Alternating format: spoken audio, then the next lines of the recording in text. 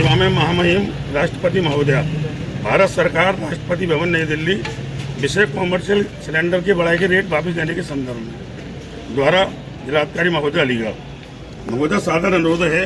व्यावसायिक gas cylinder जोले उद्योग तथा होटल ढाबा रेस्टोरेंट कैटरिंग का व्यापार करने वाले हलवाई डेयरी वाले तथा फेरी ठेले वालों में खाने पीने का सामान बेचने वाले व्यक्तियों का कारोबार बंदी की कगार पर होने से भारी आर्थिक संकट पैदा हो गया है। केंद्र सरकार प्रदेश सरकार के द्वारा और केंद्रीय सरकार के द्वारा जो गैस सिलेंडर जो हमारे व्यापारिक सिलेंडर हैं, कॉमर्शियल सिलेंडर, उन पर जो दर हैं 1000 रुपए के हिसाब से बढ़ा दी गई है, जिससे कि पूरे देश में महंगाई बड़ी चरम सीमा पर बढ़ गई है। हमारा केंद्रीय सरकार से ये निवेदन है कि आपने कॉमर्शियल सिलेंडरों पर जो 1000 रुपए की दर बढ़ाई है उसको तुरंत वापस लिया जाए, क्योंकि इससे आम उपभोक्ताओं को और आम व्यापारियों को बहुत बड़ी परेशानी आ रही है। एक तरफ सरकार ये कहती है कि साहब ईरान युद्ध की वजह से हमने दरें बढ़ाई हैं, तो हम सरकार से ये निवेदन करते हैं कि जो आपने फ्री की योजनाएं चला रखी हैं उनमें करोड़ों अरबों रुपया बेच किया रहा है, उन योजनाओं को आप तत्काल प्रभाव से बंद कर दीजिए और कॉमर्शियल सिलेंडर में जो आपने पैसे बढ़ाए दर बढ़ाई है उनको तत्काल प्रभाव से वापिस दे दीजिए।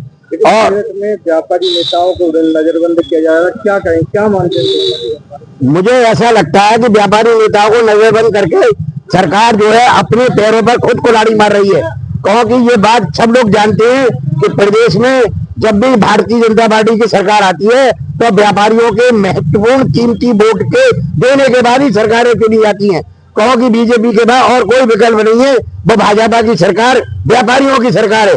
अगर व्यापारियों से टकराव होगा, अगर व्यापारियों से इसी तरह से भारतीय जनता पार्टी की सरकार टकराव करेगी तो आगे आने वाले चुनावों में उनको अपना परिणाम देखना पड़ेगा। यदि स्मार्ट मीटर से अभी लोग उबर नहीं पाए थे और उसके बाद ये गैस का मामला आ गया, तो स्मार्ट मीटर के खिलाफ जब आम जनता सड़कों पर उतर के आई तो सरकार को अपनी गलती का एहसास हुआ और बहुत बड़ा घोटाला हुआ है स्मार्ट मीटर के नाम पर।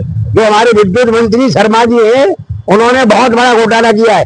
मैं तो सरकार से ये मांग करता हूँ कि पहले स्मार्ट मीटर जो खरीदे गए, जिन कंपनियों से खरीदे गए, उसकी जांच कराई जानी चाहिए कि ये आखिरकार घोटाला कितने करोड़ों का है, कितने अरबों का है। ये माननीय मुख्यमंत्री जी को भ्रमित करके ऊर्जा मंत्री ने ये बहुत बड़ा घोटाला किया है।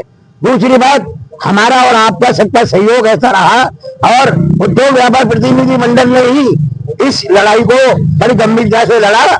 उसके बाद ये परिणाम हुआ कि सरकार झुकने को तैयार हुई और उन्होंने अपना निर्णय वापस लिया।